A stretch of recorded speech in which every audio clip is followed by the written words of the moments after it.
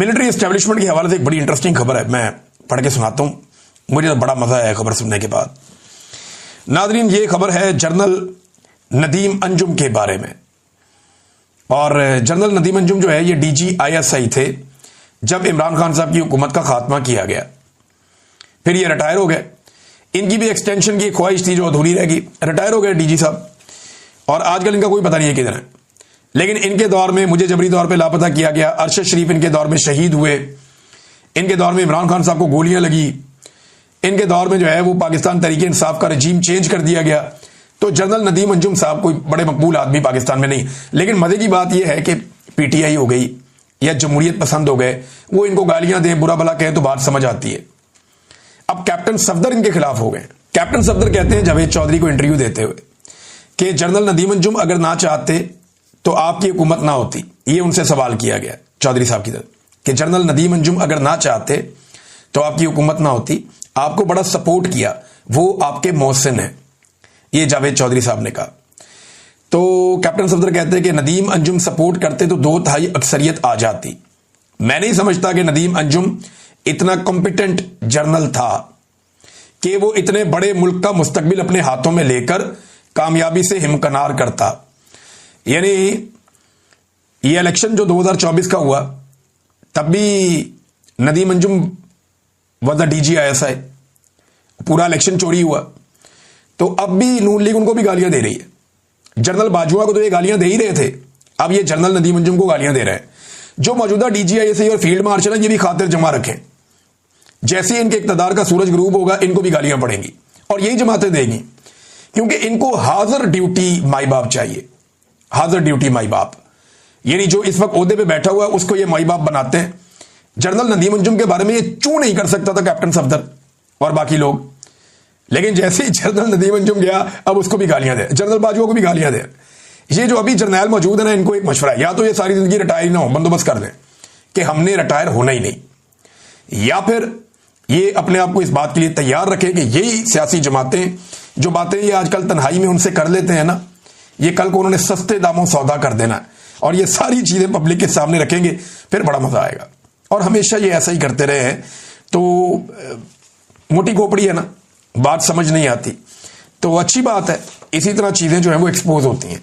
नाज़रीन, इसहाक डार साहब ने दौरा किया बांग्लादेश का और उन्होंने कहा जी दिल साफ करना चाहिए। 1974 में भी बातचीत हो गई थी, 2004 में मुशर्रफ साहब ने भी अफसोस का इजहार किया था, लेकिन बांग्लादेश ने इसके मुकाबले में कोई मुतालबात कर दिए। बांग्लादेश ने 3 बड़े मुतालबात रख दिए पाकिस्तान के सामने इसहाक डार के दौरे के बाद। और ताल्लुकात की नॉर्मलाइजेशन के मामले में बांग्लादेश ने 1971 में माफी का मुतालबा कर दिया। उन्होंने कहा पाकिस्तान 1971 के वाकयात पर बाकायदा माफी मांगे। जो 1971 में बांग्लादेश में वाकयात हुए थे, इससे मिलते जुलते वाकयात बलूचिस्तान में, कबायली इलाकों में, पाकिस्तान में होते हैं आजकल। जबरी तौर पर गुमशुदगियां, इंसानों को टॉर्चर करना, खवातीन को तशद्दुद का निशाना बनाना, बल्कि उस दौर में और भी बहुत सारे घिनौने और घटिया चीजें रिपोर्ट हुई थी, बहुत ही खौफनाक चीजें। तो बांग्लादेश कहते जी उसके ऊपर माफी मांगे, पाकिस्तान की एस्टेब्लिशमेंट और पाकिस्तान प्रैक्टिकली उसके ऊपर माफी मांगे, नंबर 1।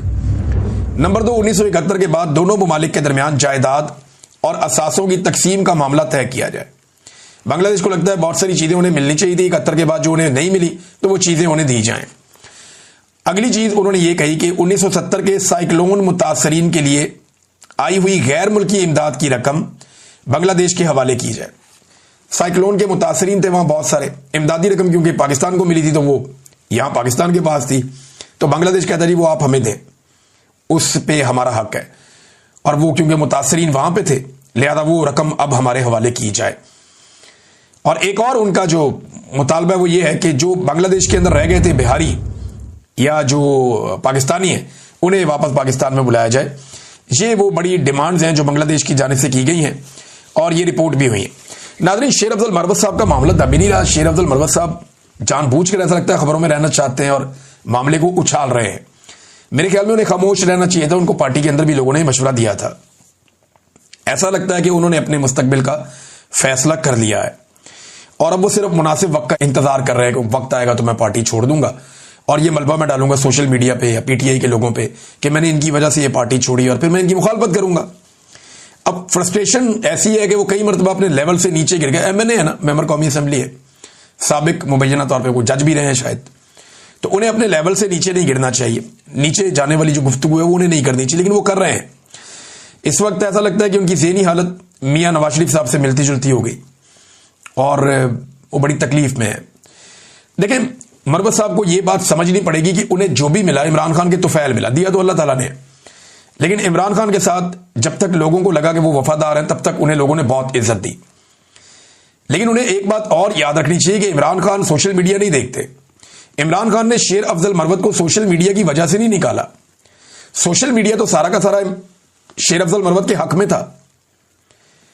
पहले इमरान खान ने शेर अफजल मरवत को निकाला, फिर सोशल मीडिया ने शेर अफजल मरवत के बारे में नेगेटिव सोचा, और जब शेर अफजल मरवत साहब ने लगातार ऐसी जुबान इस्तेमाल की और ऐसी चीजें की जिससे इमरान खान साहब सच्चे साबित होते चले गए। देखिए, ये डिसीजन इमरान खान ने लिया था, ये पॉपुलर डिसीजन नहीं था।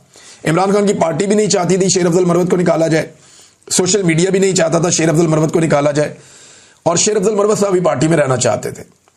लेकिन इमरान खान वो पहले आदमी है जिसने ये फैसला किया कि शेर अफजल मरवत को पार्टी से निकाल दो। इमरान खान साहब ने शेर अफजल मरवत से मुलाकातें बंद कर दी और शेर अफजल मरवत साहब को पार्टी से निकाल दिया।